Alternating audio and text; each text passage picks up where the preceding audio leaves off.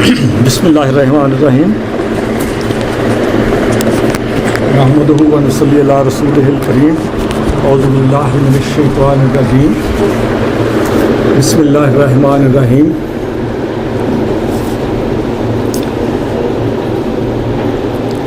मैं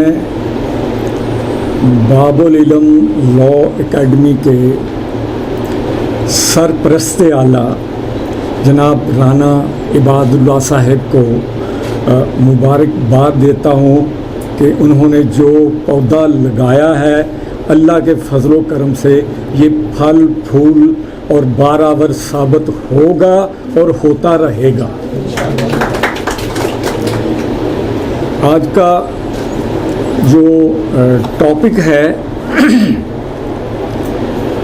वो बड़ा ही हसास है और उस पर तमाम स्पीकर हजरात ने अपने अपने ख़यालात का इजहार किया है और उस पर सेर हासिल रोशनी डाली है। बात यह है कि पूरे खित्ता अर्ज़ी पे 2 अरब मुसलमान हैं, 2 अरब के करीब मुसलमान हैं,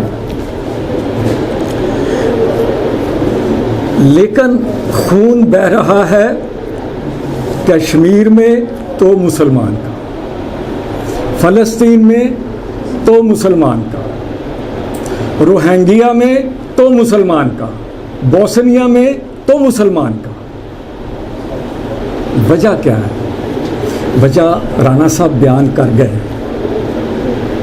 वजह यह है कि हम में इत्तेहाद का फुकदान है, हम में इत्तेहाद की कमी है, दौलत की हर्स है और अपनी अपनी कुर्सी को बचाने के चक्कर में हम सहूनियत के पंजे में जकड़े जा चुके हैं। इससे बड़ी क्या बात हो सकती है राना साहब? चूँ कुफ्र अज काबा बरखेजद कुजा मांद मुसलमानी। अब ये जो काबा के मुहाफिज हैं, ये उनकी जिम्मेदारी थी फ़लस्तीन का खून रोकना, मुसलमानों का खून बहने से रोकना। वो कहाँ हैं? वो तो डिप्लोमेटिक रिलेशंस बांध रहे हैं। यूनाइटेड अरब एमिरेट्स ने अभी अपने रिलेशन कायम किए हैं, ज़ायोनिज़्म को मजबूत किया है, मुसलमानियत को, आलमी इस्लाम को कमज़ोर किया है। जब तक इनमें इत्तेहाद नहीं होगा, हमारे आलमी इस्लाम के हुक्मरानों में, और ये एक पेज पर नहीं होंगे, इत्तेहाद नहीं हो सकता। हम ये यकीन करें, मेरे जब उधर बमबारी हुई तो मेरी आंखों से आंसू आ गए और उन्होंने इस्लामाबाद का नाम लिया, पाकिस्तान का नाम लिया, फ़लस्तीन वालों ने। उन्होंने किसी शाह फैसल के नुमाइंदे का नाम नहीं लिया, किसी यूए वालों को नहीं कहा, आलम इस्लाम को कहा और इस्लामाबाद को कहा है। इस पे बड़ी जिम्मेदारियां हैं हमारी कौम पे और हुक्मरानों पे, जिन्होंने आंखें बंद कर रखी हैं। उसकी वजह ये है, हमने आंखें क्यों बंद की हैं? अंग्रेज़ी ज़बान की एक प्रोवर्ब है छोटी सी, a beggar cannot be a chooser. हम तो बैगर हैं, हमने तो अपना जो कासाए भीख था उसको तोड़ना था, हमने उसको और वसी कर दिया। मेरी जब तक ये इत्तेहाद नहीं होगा हमारी और फ़लस्तीन का मसला हल नहीं होगा। इसके लिए हुक्मरान सोए हुए हैं, अवाम जाग रही है, अवाम जाग रही है। आलम इस्लाम और बिलखसूस ईसाईयत और इंसानियत के नाम पे ज़्यादा मुजाहरे हुए हैं, जिनकी वजह से सीज़ फायर 11 दिन की जंग के बाद, तबाही के बाद ये हुआ है। तो इसका हल union is strength, union is strength. और उसमें हुक्मरान भी जो है वो बाकिरदार हों, जो झूठ ना बोलते हों, जो तमाम अयूब से पाक हों, वो हुक्मरान खड़ा हो सकेगा। उसके कुनबे से, उसके मुल्क से फिर कोई सलाहुद्दीन अयूबी निकले। अब फुकदान कहाँ पे है? फुकदान राना साहब, बात यह है कि जब character is lost, everything is lost. Health is lost, nothing is lost. Wealth is lost, nothing is lost. Health is lost, something is lost. ये हर फूल की एक खुशबू होती है। ये हमारे लीडर्स जो हैं, हमारे फूल हैं। फूल में अगर खुशबू नहीं है, खुशबू नहीं है, तो वो फूल तो नहीं कह सकते ना उसको, वो तो फर्जी है, वो जाली है। खुशबू ये है कि वो अपने वतन के लिए कितना मुहिब्बे वतन है, अपनी आवाम के लिए कितना मुहिब्बे वतन है।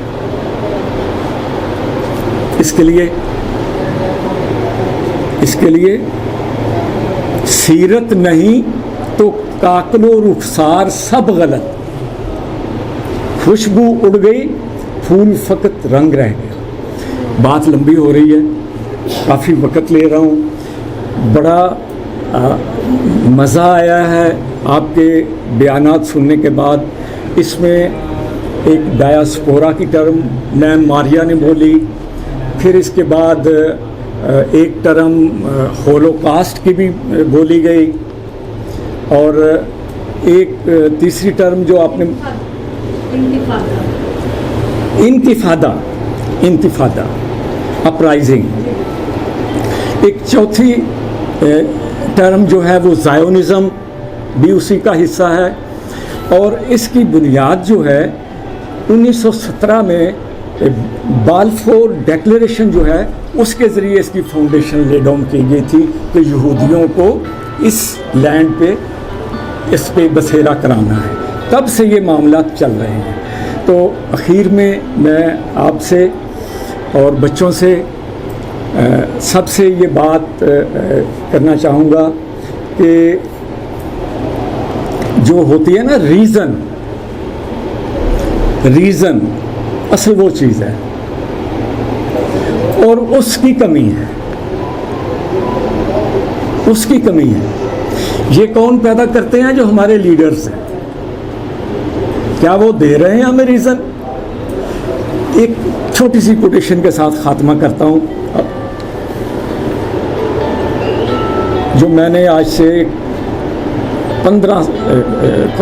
30 years ago I had gone through that quotation। मुस्लिम अखबार हुआ करता था मुशाहिद हुसैन का, now that is finished, closed, वो नहीं आ रहा।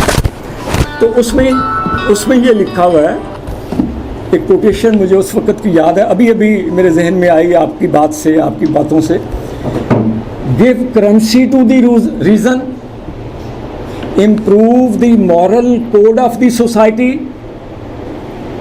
the theory of one generation would be the practice of the next। ये असूल ज़िंदगी में कामयाबी का है, ये असूल ज़िंदगी में कामयाबी का है। तो रीज़न, इसमें इतनी इसकी डेफिनेशन है कि ज़िंदगी के हर पहलू पे ये हावी है। ये आपकी मुआश पे हावी, ये आपकी मैशत पे, ये आपके बिजनेस पे, ये आपके करैक्टर पे। इसको दें, रीज़न को इम्प्रूव करें और moral code of the society, ज़ाब्ता अखलाक जो मुआशरे के लिए है, उसको इम्प्रूव करें। तो theory of one generation would be the practice of the next. कुछ दें तो सही हम अपनी कौम को, जिस पर कमिंग नेशन जो हैं, कमिंग जनरेशन जो हैं, उसको देखें तो सही। तो इन ख्यालात के साथ मैं इजाज़त चाहूँगा। बड़ा अच्छा क्रिटिकल एनालिसिस सब स्पीकर्स ने किया है, बड़ी मेहनत की है। इसी तरह मेहनत करते रहें, इसी तरह मेहनत करते रहें, इंशाअल्लाह ताला कामयाबी आपके कदम चूमेगी। मैं जाते जाते एक सवाल अपना प्रैक्टिकल एक्सपीरियंस थोड़ा सा शेयर कर दूं। जब मेरा CSS का इंटरव्यू हुआ तो मुझे चेयरमैन उस वक्त जनरल अतीक रहमान थे, ये आपके सुखेरा साहब उसी बैच के हैं, तो कहने लगे आप पोस्टल सर्विस ज्वाइन कर लेंगे। मैंने कहा जी मैं नहीं करूँगा। तो ठीक है जेंटलमैन, ओके। इंटरव्यू के बाद तो उन्होंने मुझे मेरे इस सवाल पे के जवाब पे ही नॉकआउट कर दिया होगा।